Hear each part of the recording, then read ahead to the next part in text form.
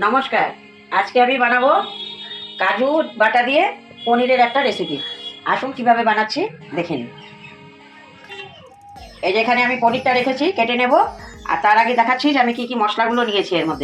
এর মধ্যে আছে জিরা, ধনে, আদা, রসুন, পেঁয়াজ, কাজু, শেজওয়ান চাটনি, এগুলো আমি বেটে নিয়েছি।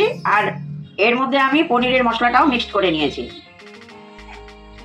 পনিরটাকে কেটে নেব। এই পনিরটা আজকে আমি ভাজবো না, এমনি কাঁচা পনিরেরই বানাবো। আমি পনিরগুলোকে এমনি পিস পিস করে কেটে নিলাম।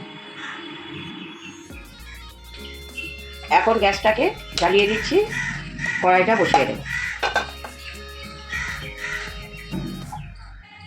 আমি সাদা তেল দিয়ে বানাবো। কড়াই গরম হয়ে গেছে, এবার তেল দিয়ে দিচ্ছি। ফোড়নে একটু জিরা দিয়ে দিচ্ছি,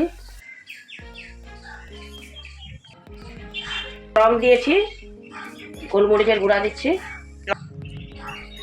একটা দারচিনি ভেঙে দিলাম, দুটো এলাচ দিয়ে দিচ্ছি, একটু কসুরি মেথিও দিয়ে দিচ্ছি, একটু আমি হলুদ দিয়ে দিচ্ছি। এর মধ্যে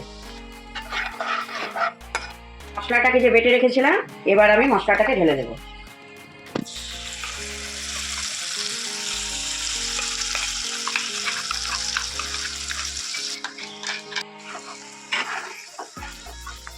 এবার ভালো করে মশলাটাকে কষিয়ে নিতে হবে।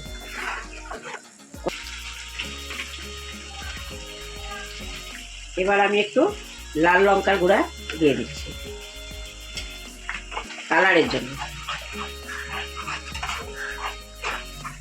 কাশ্মীরি লঙ্কার গুঁড়ো একটু দিয়ে দিলাম। আন্দাজ মতো একটু লবণ দিয়ে দিচ্ছি।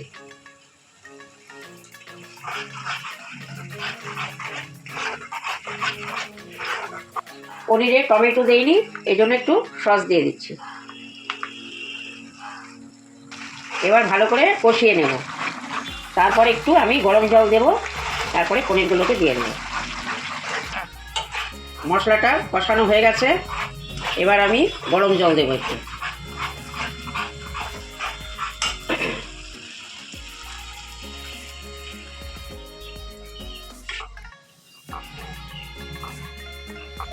এবার পনিরগুলোকে ছেড়ে দেবো।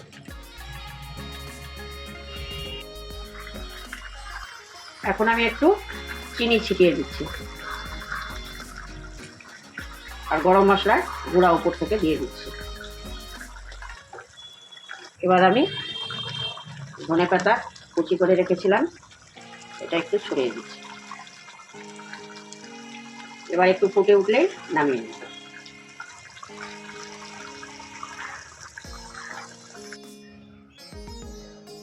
এই যে দেখুন, আমি যে কাজু বাটা দিয়ে পনিরের রেসিপিটা বানালাম, আমার তৈরি হয়ে গেছে এটা বানানো। এবার আপনারাও বাড়িতে বানিয়ে খেয়ে দেখবেন। গরম গরম ভাতে, রুটিতে, দুটোতেই ভালো লাগবে।